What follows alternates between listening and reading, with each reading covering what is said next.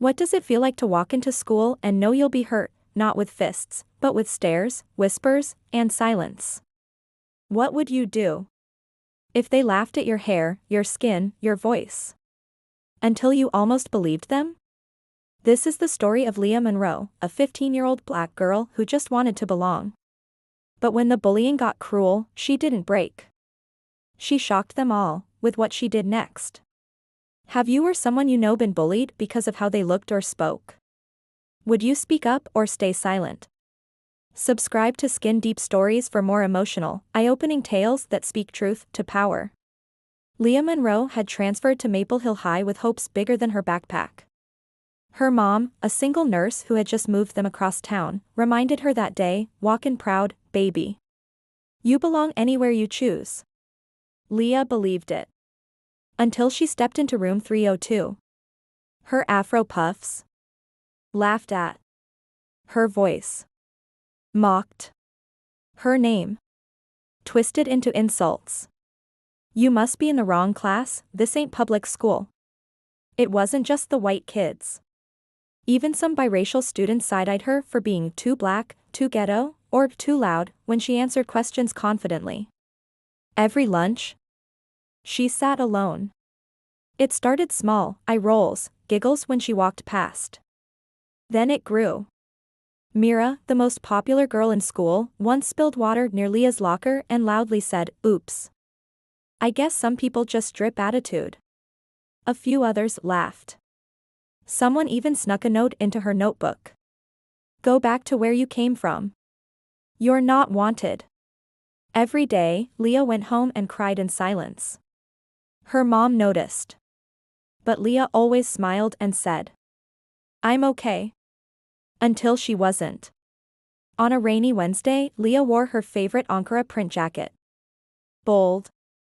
Bright. Beautiful.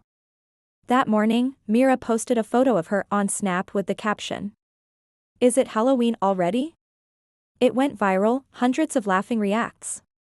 That was the day Leah stopped eating in the cafeteria. That was the night she cried until she couldn't breathe. She wrote in her journal, "They want me invisible. But I was made to be seen." That's when something shifted.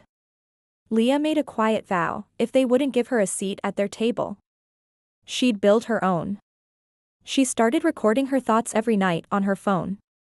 Then she opened a private TikTok account under the name Blackbird Rises. She spoke into the camera, "They laughed at my skin, my voice, my hair. But they're not ready for what's coming." She posted videos, poems, raw confessions, journal entries, stories about what it's like to be her. No dancing. No filters. Just truth. Within weeks, her videos blew up. Girls across the country messaged her. Teachers shared her clips in class.